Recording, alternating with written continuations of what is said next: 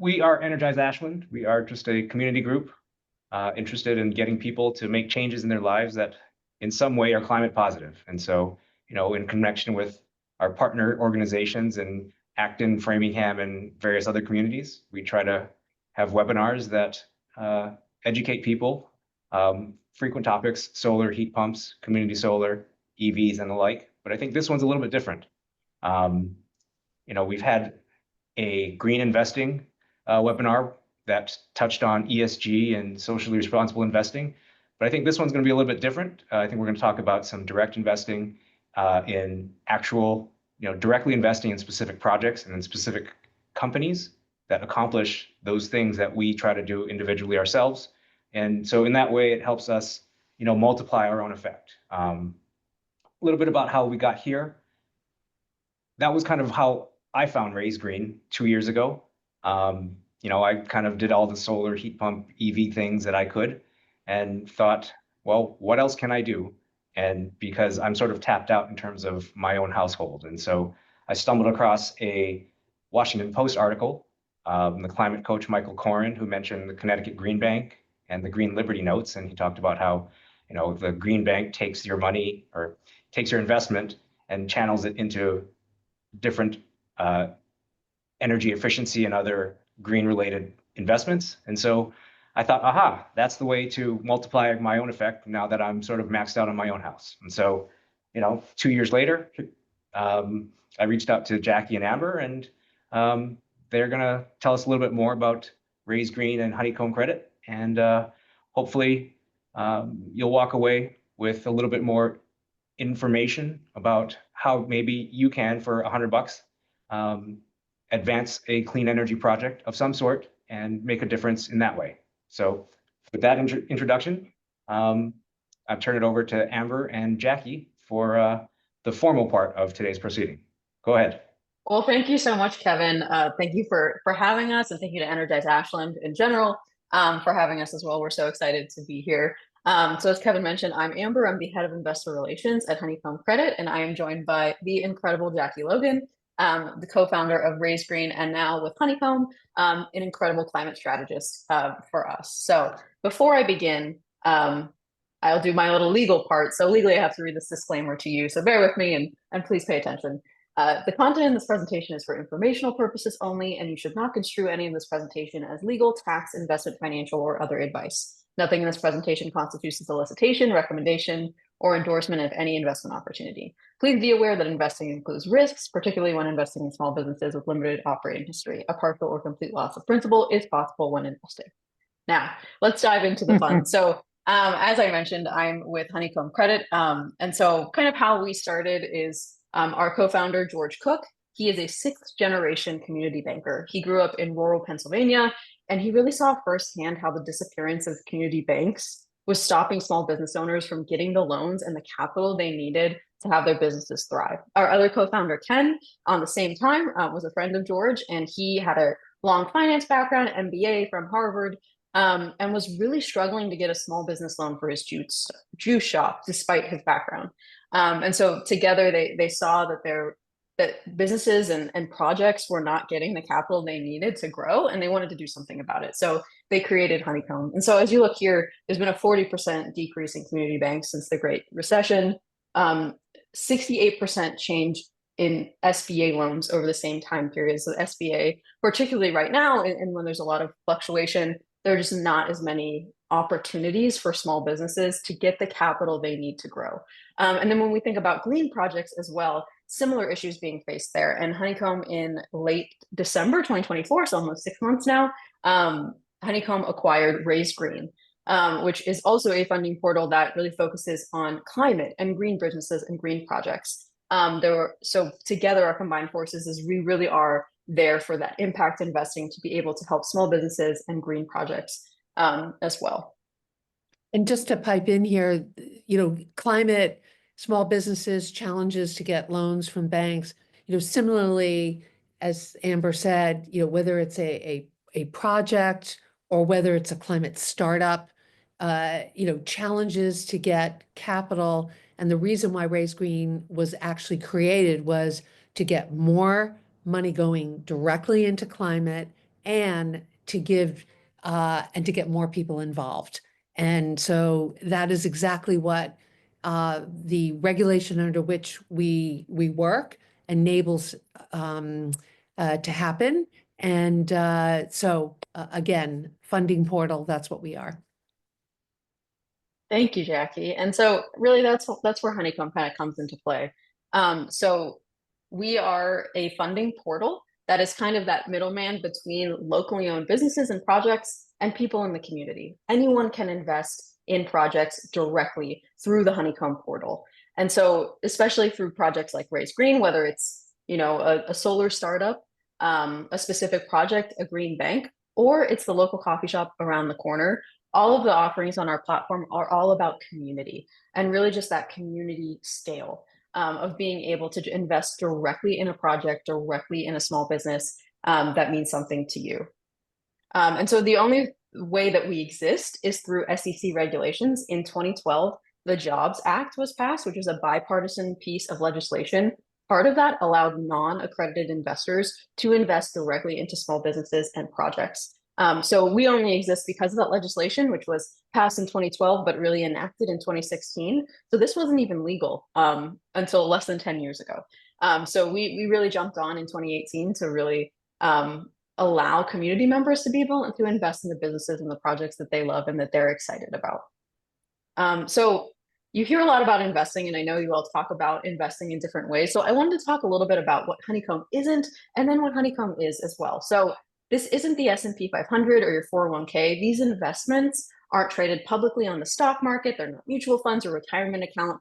And at the same thing, it's not exactly impact washing or greenwashing either. This is real local climate action. We'll dig a little bit into kind of what that looks like of how businesses get onto our platform in a little bit, but you're not investing in one of those multinational large corporations. You're backing your neighborhood solar project, a local farm, a green startup, and this money goes directly to those projects and businesses. And we find that a lot of investors see the return that they get from this investment as both financial and personal.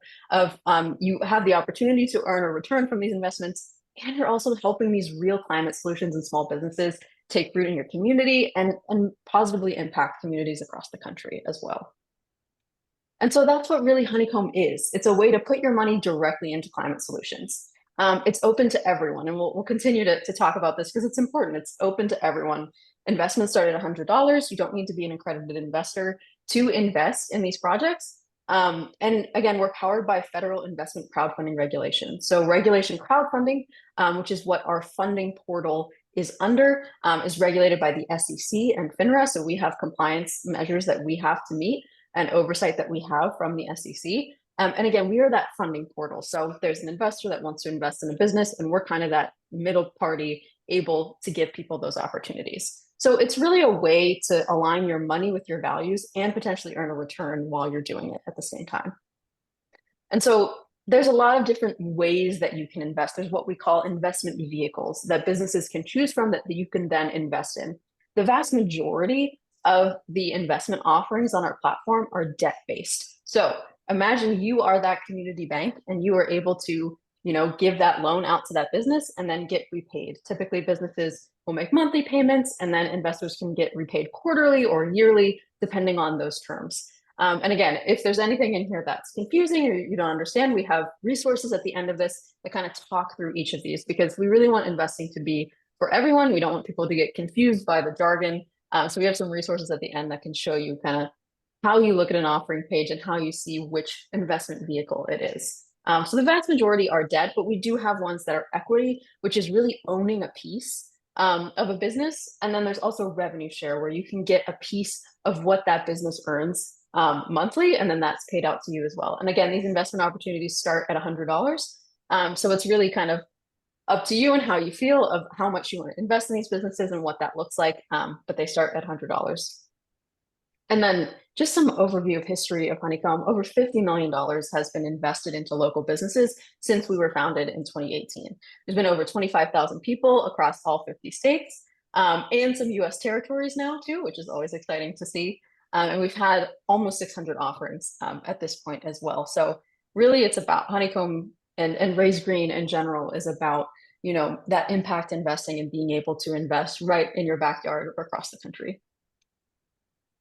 And so I think it's a little easier to understand if we dive into some examples. So Jackie, if you wouldn't mind walking through some examples of businesses that have raised funds on Honeycomb.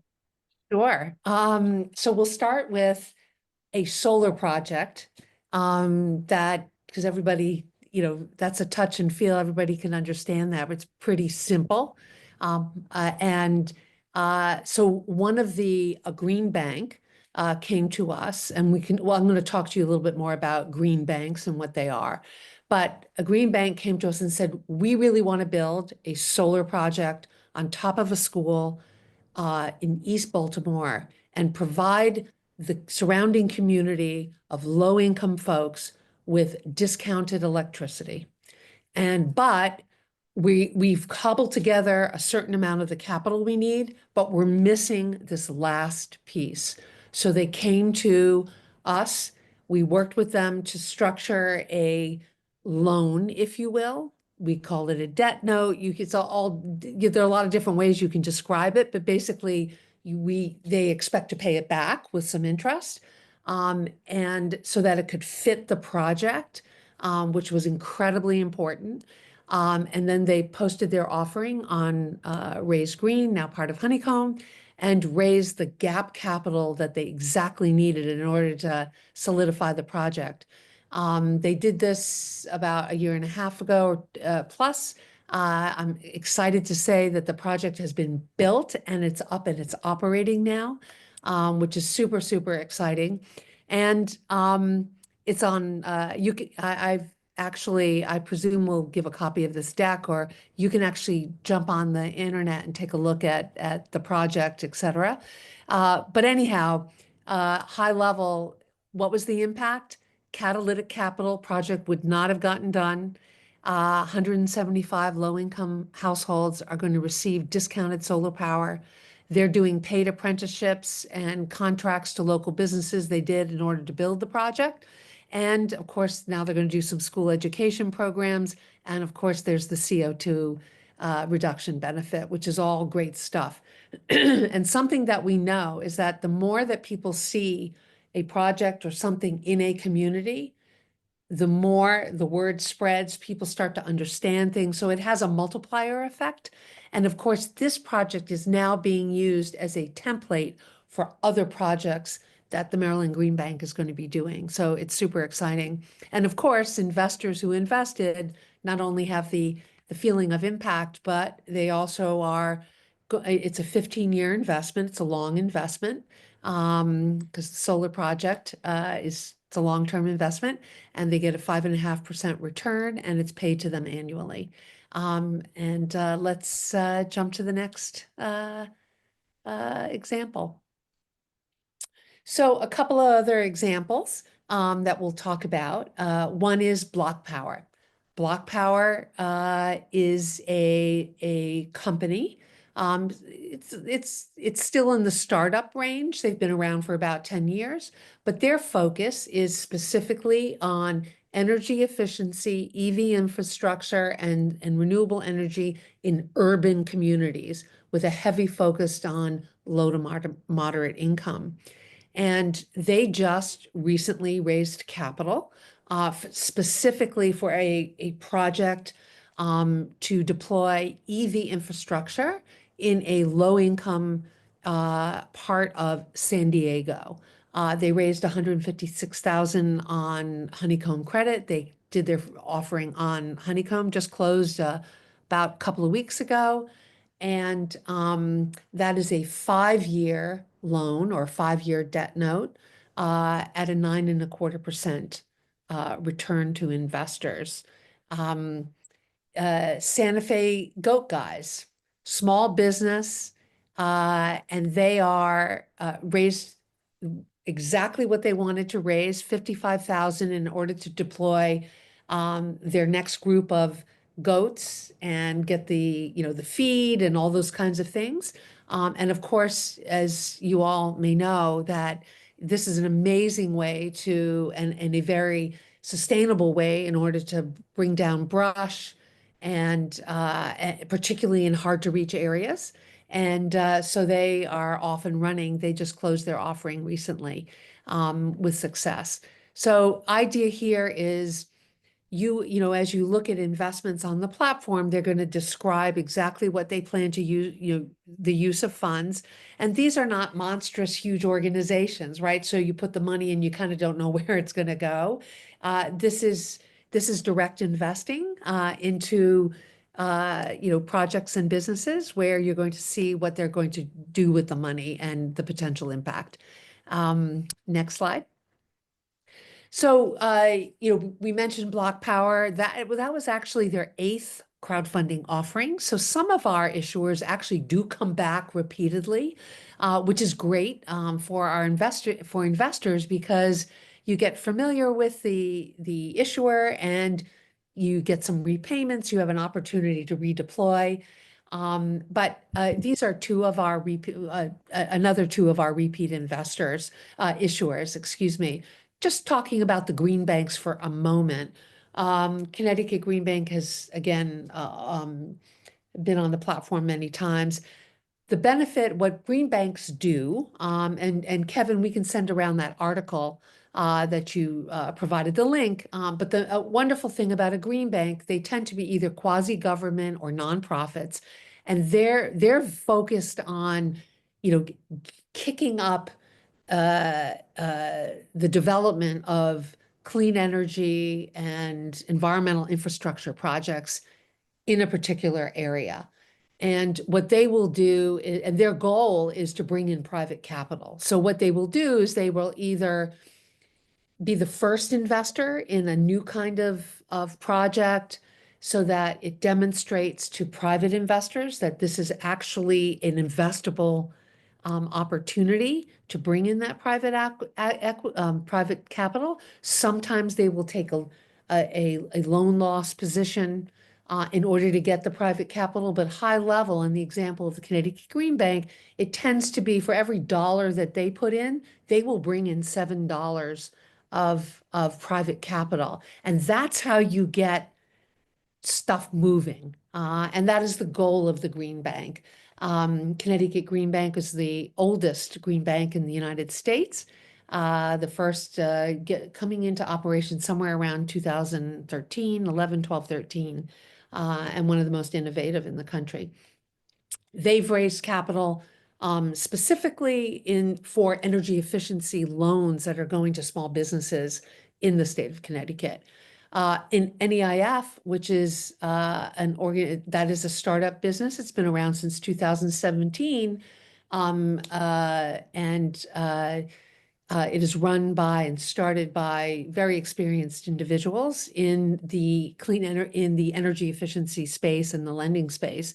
And they stand in between folks that want to get projects done, either contractors or homeowners or small businesses, and all those folks that might want to lend for those projects or give rebates, utilities, green banks, other folks. And they stand right in the middle and they facilitate all that. They raise capital for working capital in order to grow their systems, hire people, train contractors, et cetera. And so they raise capital for that. And those are types of opportunities that you can come in and invest. Next slide. So who's an investor on Honeycomb? Folks like you. We have a group of over 25,000 folks now that are in our investor community. That grows every day when we have offerings. As you can imagine, the GOAT guys bring in folks that they know. They come and they join the community on Honeycomb. Some of them go on to invest in new things on the platform. Many of them do, in fact, a good portion. And it's anyone who is 18 years and older can invest on the platform. And as we said, investments start low, and that's the beauty. This is democratizing. We're trying to bring everybody in to give them an opportunity to participate, and the regulation specifically allows us to do it, which is great. A few limitations, a few access items just to share. As we said, anyone can invest, and that's by design. You do not need to be an accredited investor. Prior to Regulation CF, 9 out of 10 Americans could not invest in the types of offerings we're talking about, but now they can. And that is on Honeycomb. There are certain caps that are implemented based on the regulation in terms of how much you can invest.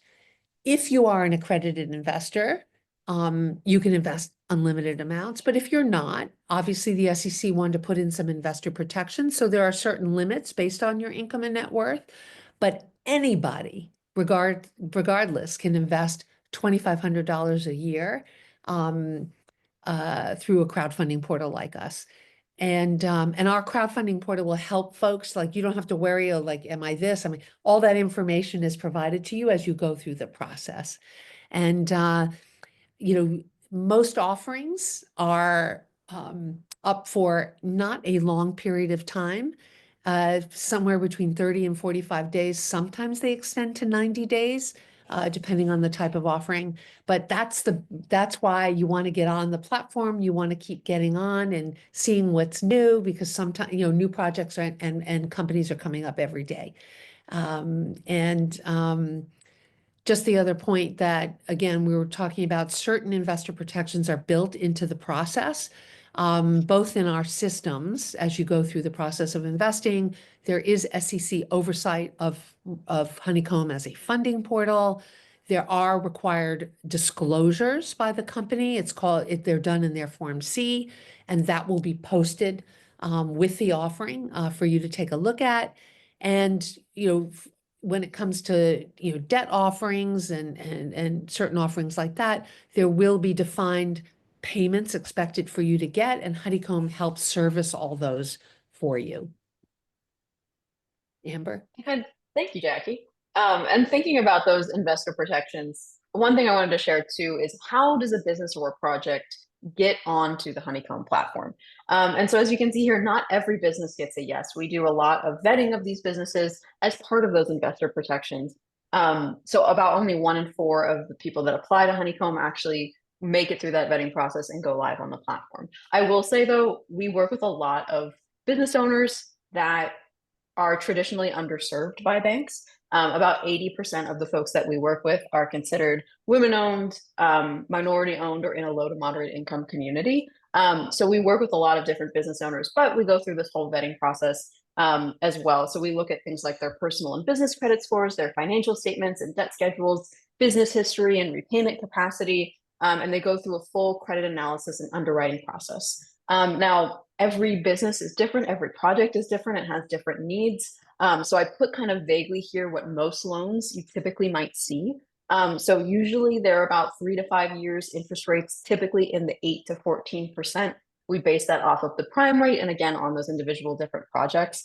If you're curious to see a specific interest rate that a business might have, or that term length, of how long you'll get repaid and when you'll get repaid, you can look at those each individual offerings, and all of that information is laid out for you based on those specific projects. And those final interest rates, they're set by our underwriting team. So it's not the business owner saying, I want to pay 10% interest. They go through a full underwriting process that we base off of similar projects that we've worked with previously. And so that's kind of where that underwriting comes into play. And then an additional step that we add to the vetting process as well is something that we have called the Raise Green tag. So since Raise Green has joined Honeycomb, which has been fantastic, we've been really hearing from investors of wanting to understand more about climate, really worried about things like greenwashing. So we created this climate qualification index that we review each offering. And if they have that Raise Green stamp of approval, that means they hit 4 of those 6 index points on there. Things like, different metrics of like what actual impact is going into things. Do they meet different standards, different things like that. And that's shared in the resources at the end of the slides. I'm happy to walk through further as well if you are interested in seeing what that full index looks like. But if you see an offering with that Raise Green tag, that means that they've gone through the process and they are considered a climate business. And so, as we've been kind of saying, just to kind of summarize everything, of really, Honeycomb is putting you at the center of the impact. You're funding actual projects and businesses directly. You get to see exactly where those funds are going. It's not traded on on stock exchanges. Those dollars are going directly to those small businesses so that they can do those projects. As Jackie mentioned, these offering time periods of when you can invest are usually 30 to 45, sometimes 90 days. There's a reason for that. It's because these businesses have these projects that they want to do. And so they want to get the funds as quickly as they can so that they can go do it. And you can see the impact of that in many different ways. So that's why those offerings are on there for such a short period of time. It's because, if they want to get moving, they want to do the things that they want to do, which is exciting. And you can see all those use of funds. You'll see exactly where that money is going. And then you'll get to see it in real time as well in your community and communities across the country. You get project updates from these business owners. You get a lot of impact visibility. They share with you, the impact of these things. There's also the repayment servicing as well that we provide, including what we call the Honeycomb wallet. So when you get a repayment, it goes directly in your wallet. And if you want to reinvest it in a new project, or you see one of those issuers that comes on and does multiple projects, you can just take those funds and really put it back into the community and, keeping up that cycle of investing local. And we do have lower than industry average default rates. But again, as I've mentioned, all investing is risky, but that's just something too that is really based on that business vetting that we do of who gets to be on the platform and all of the different financial information that you're able to see through things like that Form C offering document disclosure that's filed with the SEC. And ultimately, I like to think of it as like, it's a wonderful life kind of moment. Like your investment gets to live on in your neighbor's success, and you get to be that community bank, and you get to be the one to be able to move these projects forward and invest in things that you're excited about and you believe in, like climate, like the coffee shop around the corner. They're all important parts of our ecosystem and really just building up community. And so that's Honeycomb. And the as we said, the wonderful thing is that you can put your toe in the water with small amounts.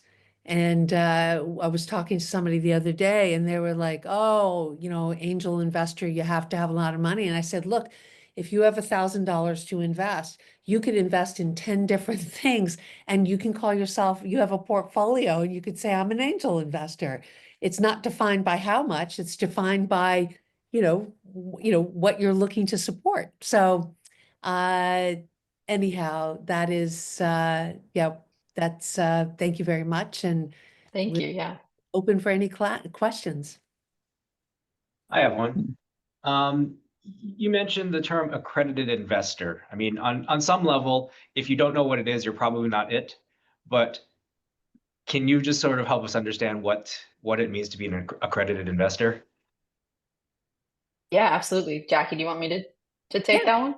Okay. Sure. So an accredited investor means you hit a couple of different threshold markers. So we look at things like net worth and annual income. So those are kind of the two pieces of the puzzle of what makes you an accredited investor. So if for net income, if you make over $200,000 over the last 2 years, and then on a net worth perspective, if you have $1 million more of net worth, and that includes your spouses as well. So that's kind of what the definition of an accredited investor is. That being said, as Jackie mentioned, anyone can invest. The main minimum cap is $2,500 a year through regulation crowdfunding. But if you self-disclose your income and net worth, those amounts can increase as well. So it kind of depends. And that's something that when you're in that checkout process of when you're going to make an investment, you can kind of put in those numbers to see what your annual cap is. But accredited investors, typically their annual income is $200,000 or more for 2 years or more, and then a net worth of $1 million or more. Yeah, and I think it's either or, right, Amber? So yes, it's either or. Have a net worth of $1 million. And by the way, all you need to do is just check the box. It's not like you don't have to submit paperwork or anything like that. It's your word that, yes, I meet this criteria. And then if you do, then there's going to be no cap on what you decide to invest in and how much.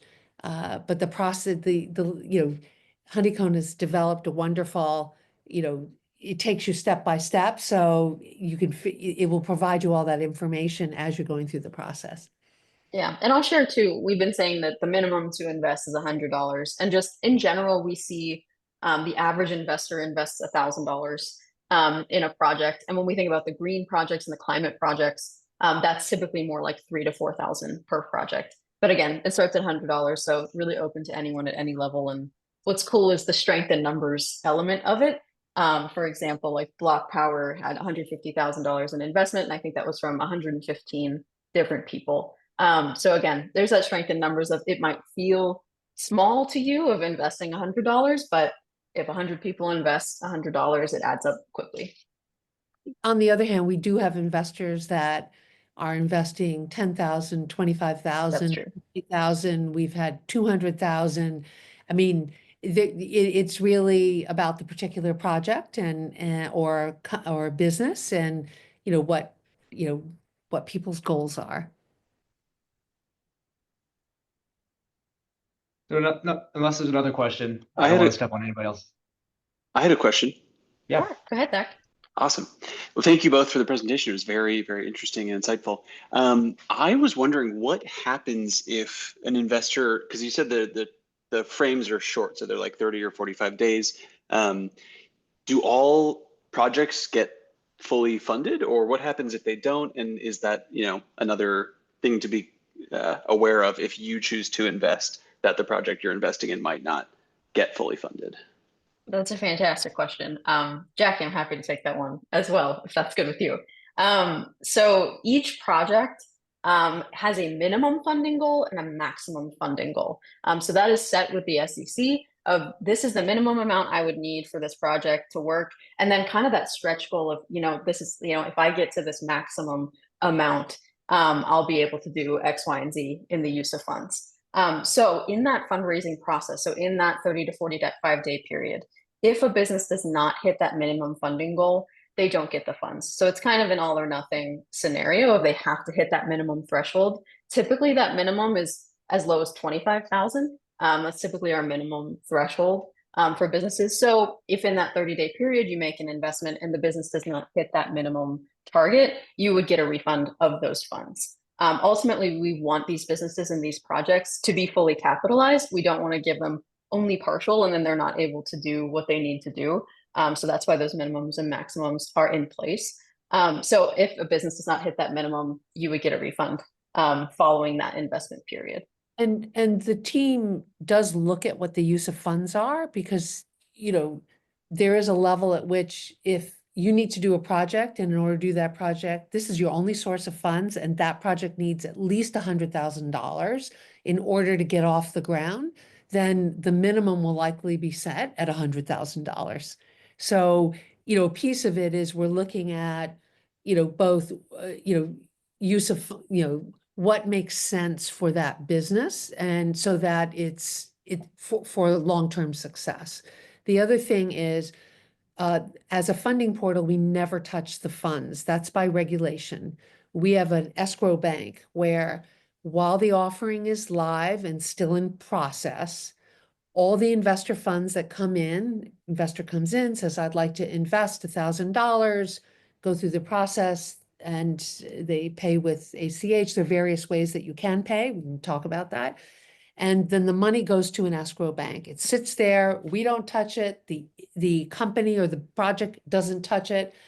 At the end, if it is deemed a successful raise, i.e. it hit its minimum, then there's paperwork and signing things by the company.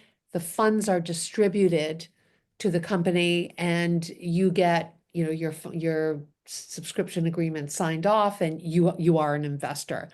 So you will get if it's not successful, the funds are directed back to the investor completely. And another part of your question, we see about 70% of the businesses that are on the platform hit that minimum funding target. So 70% hit that minimum, and we see about 30% hit their maximum target as well. So the vast majority of offerings are somewhere in between that minimum and maximum when they get funded. That's great. Thank you for the answers. I really appreciate it. Yeah, absolutely. Something cool about our vetting process too that I'll throw in is something that a bank wouldn't do, which is we look at things like their social media following and their Google and Yelp reviews as well, particularly if they're like a more brick and mortar type business, because to us that shows that community backing, because that's what this is all about, and it kind of signifies us to that if their community really cares about them and likes what they're doing, and is following along on their journey, they have a higher level of being successful as well. So that's another thing that we look at in that vetting process of, do they have a community behind them already? And then our investor network also invests in projects that might not necessarily be in their backyard, but something that they care about. We like to say like a local investment for global impact. That's a big thing kind of in when we think about the climate space and what we've heard from investors. Yeah, that's awesome. The size of the offerings can vary. Amber mentioned, minimum as low as 25,000. Sometimes, as we said, if it's a project and you need 100,000 in order to, break ground or do whatever, it's going to be set there. The maximums range as well. Under regulation crowdfunding, the most, based on the regulation, a organization could raise in 1 year would be 5 million.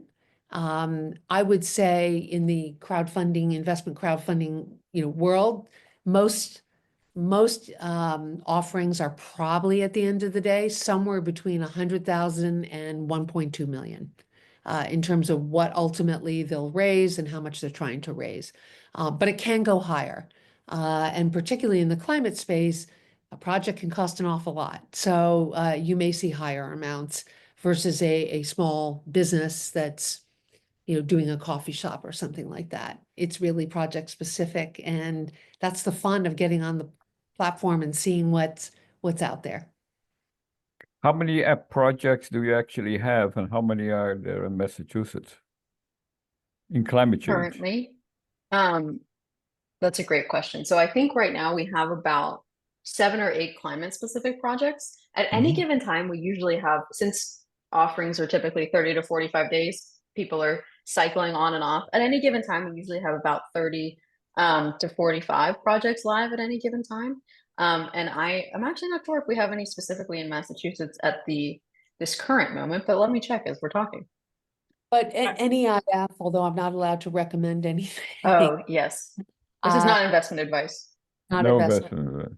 But NEIF it's a national organization. So they're doing work in, I think it's about 35 states. And we can double check that Massachusetts is one of them.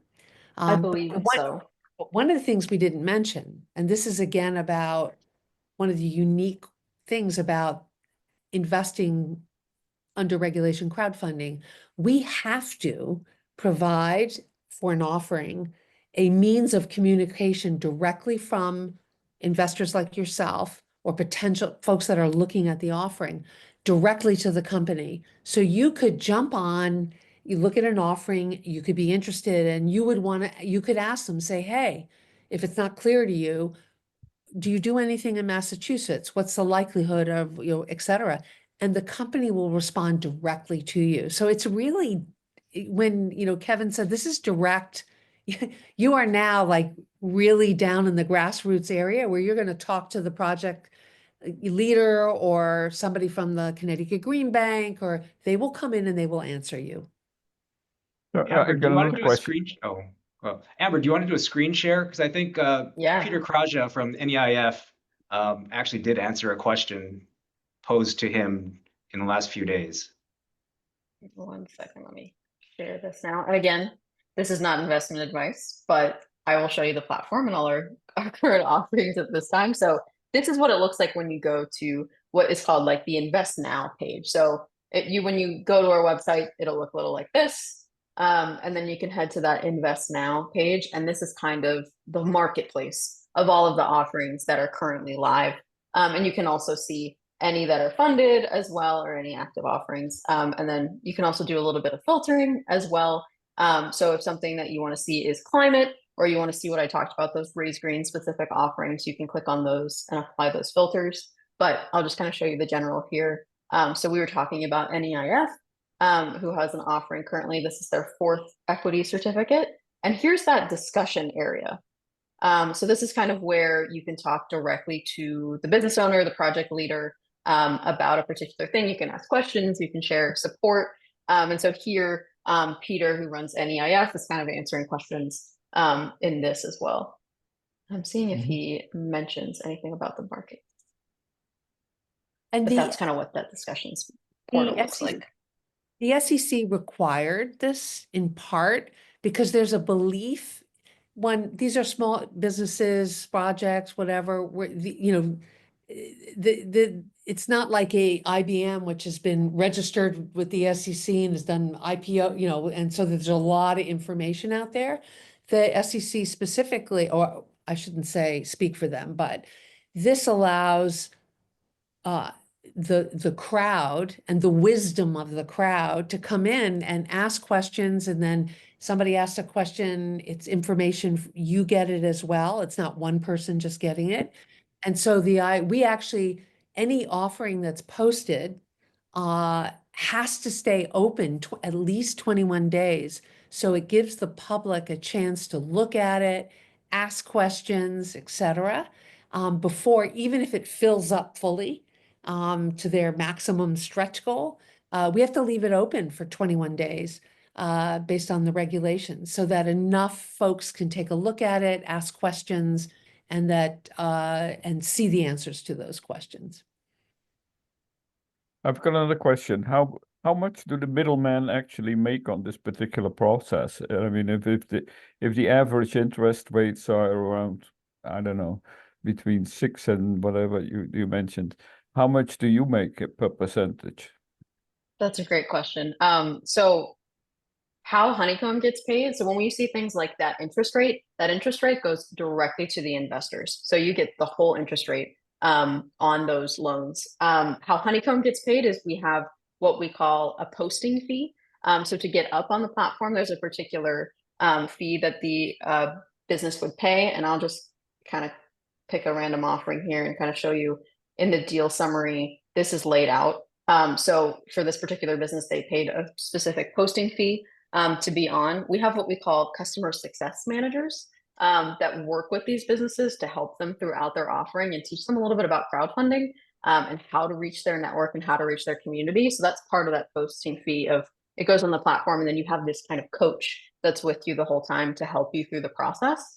And then we take what we call a success fee, or right here it's called like a loan origination fee, similar to if you worked with a bank for a mortgage and they took a particular like part of the funds raised at the end.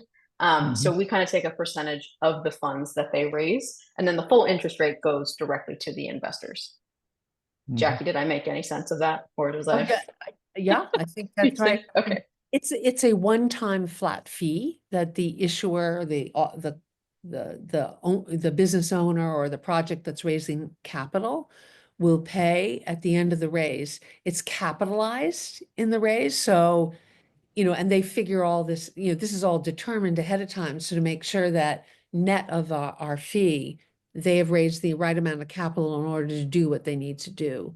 And that fee, we have a standard fee, but there are times in which that fee will vary based on the needs of the project, et cetera, because at the end of the day, we do have to keep the lights on at Honeycomb, but we're also focused on, getting businesses and projects done. And so, sometimes we got to balance all that. And all of that will be disclosed to you for each offering, exactly what the payments are to Honeycomb. That's all part of the regulation. We have to show all that. And it's in simple language. It's not in complicated language, which is always my problem. When I look at sometimes disclosures, it's hard to read. So I guess as a numerical example, if you were to invest $100 in, just call me Shirley, and you paid with it through your checking account, ACH, that would be, I think it said 3%. Yes. So let's see where they are. Okay. So there's multiple ways that you can invest, whether it's through your bank account, whether it's through a credit card. If you're on your phone, we also have a mobile app. So if you paid with Apple Pay or Google Pay, All of those are different ways that you can make an investment, and then those have fees associated with them. So in this case, for just call me Shirley, ACH is a 3% fee capped at $50. So for example, if you made a $100 investment, there'd be a 3% fee on that $100 investment. And so that goes towards kind of just the processing fees that we are charged from our third party that we work with. So there's also, if you did a credit card, there's a 4.5% fee. There's something called that I've mentioned called the Honeycomb wallet. And so when you get repayments, funds are put into that Honeycomb wallet. If you invest with your Honeycomb wallet, there are no fees. But there is also, if you wanted to make, so for example, if you got a repayment and it was $10, but you wanted to make an investment into another offering, you could do what we call a hybrid investment, where $10 from your wallet and then $90 from a bank account, and that would be a 2% fee. We do different things.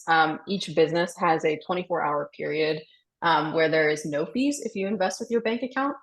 So that's something that you can also keep an eye out for. That's publicized as well. As you're looking through the marketplace, it'll say that there's no fees until a particular time. So that's something that you can look for as well if you're trying to, maximize your return when you're thinking about these investments. So that's something as well. But all of that is disclosed. Yeah. So to be clear, like a $100 investment, your bank account would be debited 103. Correct. Mm-hmm. It looks like there was a question in the chat. Oh, I didn't even see the chat. Exactly. Oh, great. Does the Honeycomb platform allow for investment screening by specific criteria? Example, climate, clean energy. Does that include microgeography? So the first part of your question, yes. So you can search by different things. Like if I live here in Pittsburgh, if I just searched Pittsburgh, we could search and see what comes up. Okay, there's currently a live offering, and you can see some of the ones that were also funded in the past as well. So you can use the search feature, but you can also use this filter feature as well. So when we were talking about climate and raise green, and let's look at eco-friendly sustainable as well, and why not plant-based too, you can filter for these. And I'll give you an insider scoop that our product team is working on a way to save your filters as well. So every time you come to the marketplace, you can kind of see the view that you want to see for that as well. So that's coming in the next couple of weeks as well. But these are kind of filtered for those climate. You can see any that have already funded. You can see any that are currently live. And again, it lists that time left of how much time remains in that offering in particular. So the first part of your question, yes. And then the second part was, are you seeing an increased interest in Honeycomb or climate investing with current federal clean energy trends? I would say absolutely. I think especially in the climate space, there's been a lot of, with the regulations, funding taken away, or just really difficulties getting the funding they need. So there's certainly a need and an increase in need that we're seeing across all sectors, but particularly in climate as well. Jackie, anything there too? Yeah, I mean, it's a great question. I mean, there's so much uncertainty, and, as Amber said, I think that, we're seeing folks that are like wanting to support, green or, climate initiatives more, because they feel like, there's a kind of level of, well, if they're not going to do it, then we're going to do it. So we've actually seen kind of a doubling down from some folks. On the other hand, there are, certain projects that may be far out in terms of when they'd actually get built and deploy and et cetera. There's more uncertainty there. So, some of those offerings may be delayed and not even made available. So, we're working through each of these, one at a time. But if my feeling here is that that's exactly why we exist, because if you want to take, we have the opportunity to get things done. And, we're trying to make that available for folks so that, you take it out of the hands of other folks and put it in the control of those that are trying to get, projects and startups off the ground. Thank you, Jackie. Catherine, you had your hand raised.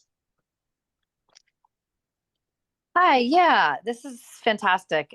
Excited about what you're doing. I'm wondering two questions. One, like, it seems like maybe other folks like you are popping up. I've heard of Climatize, and I'm sure there's others. I'm just curious if there's like a differentiator, or is it just, with that law that you mentioned at the beginning, that more investment vehicles like this are cropping up.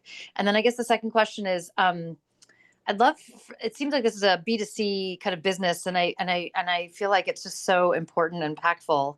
I'm wondering if there's an opportunity to kind of scale it through like a B2B, like specifically like employers and things like that, to just kind of get more people on your platform, essentially. So I'll start with the first question. The second question, the answer is yes, yes, yes, yes, yes, but we'll get to the detail. So Climatize actually came after Raise Green, and similar focus, trying to get projects done. We were started in actually 2018, shortly after the regulation. Our original focus at Raise Green actually was we developed software with IBM because we wanted to see a solar array on every community, community building across the United States, because there are hundreds of thousands of rooftops that could hold it. And, why didn't that exist? And why didn't the community get an opportunity to actually invest in it and own it? So we started with the idea, let's build the software. So we put the tools in the hands of local heroes that wanted to build those projects on the school or on the, it could be in a warehouse that's, holding, for groceries or something like that. And then so that's where we started, and we were solely focused on solar projects. We realized that not so easy to get anybody to build a solar project. And in the meantime, we had a lot of other folks coming to us with not only projects, but also solar, but energy efficiency, and then also startups, right? New technologies and things like that.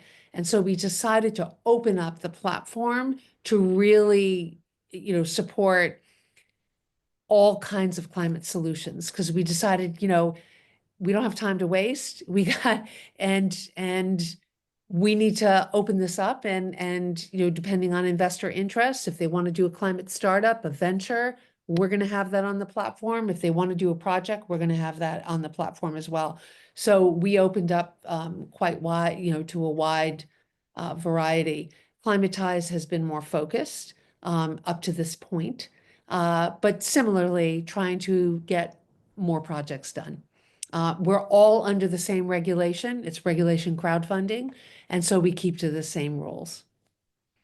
Regarding, how do we get the word out? Well, first of all, thank you, Kevin, very much for giving us this opportunity to speak to this group. This is one way of getting the word out.